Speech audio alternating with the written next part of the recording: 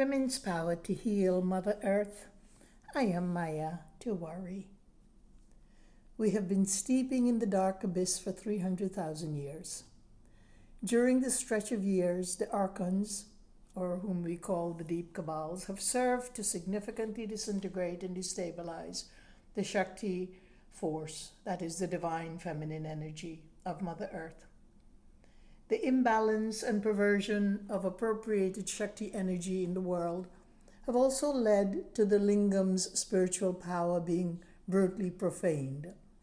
The Lingam in the Vedic tradition symbolizes the formless infinite source of the universe and divine masculine energy as represented by a stone pillar.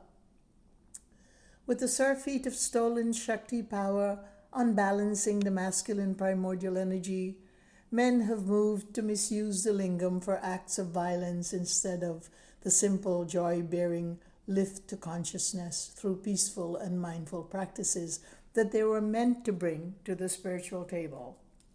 The primal Lingam function has been unwittingly or wittingly misdirected.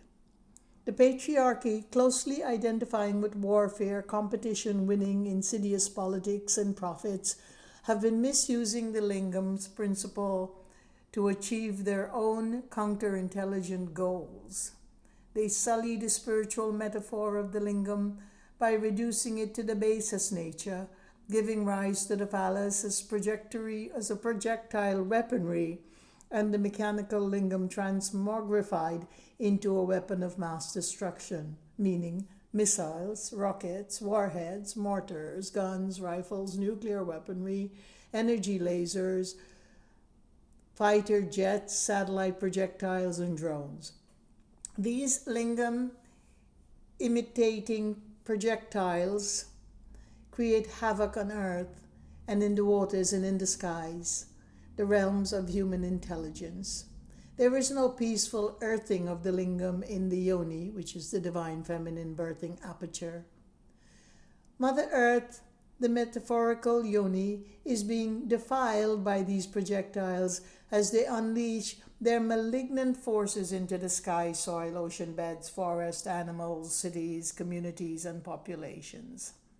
Indeed, military and tech projectiles of our era, as I was saying, the military and tech projectiles of our era are designed for nothing less than total devastation, as we can witness in the war in the Middle East at the moment, and the Russian-Ukraine war as well.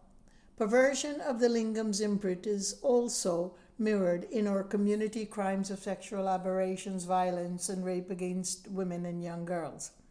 It is further reflected in the non-humany of our world's governance and endless abuse of Mother Earth and her resources. The poisoned fodder we make of nature's food and medicines, the impairment of women and men's reproductive health, and the way men respond to sexuality, love, and intimacy. While the Lingam was also weaponized in ancient warfare, they exercised more consideration for earthing these weapons into the earth yoni. The yoni was the weapon's container, the Lingam, the weapon. Ancient warriors were conscious of aligning the Lingam yoni principle to help them defeat the enemy and fight injustice and defend humanity's sentiency.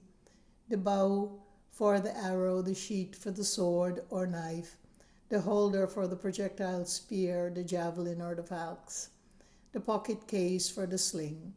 Catapults and seized towers and battering rams came later as the knowledge of sacred life of the Lingam-Yoni relationship became progressively smothered by modernity.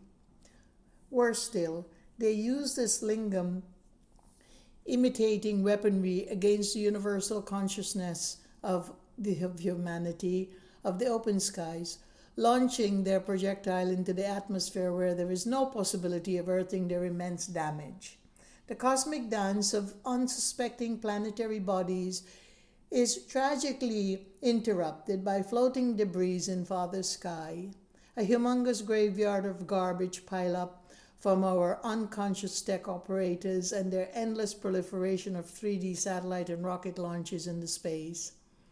The L2 junction of the asteroid belt that ends at the bridge of the corridor between the inner solar system, which is Earth, and the outer solar system, which is Jupiter, is inundated with a humongous mount of accumulated tech garbage.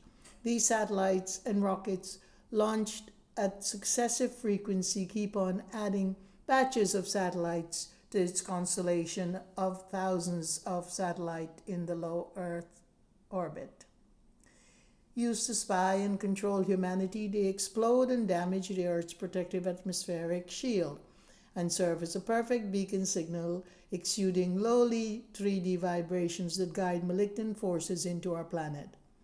For infinite length of time, the galactic light forces have been witnessing and protecting Earth, tirelessly cleaning up Earth's atmospheric mess and malignant incursions to protect our planet.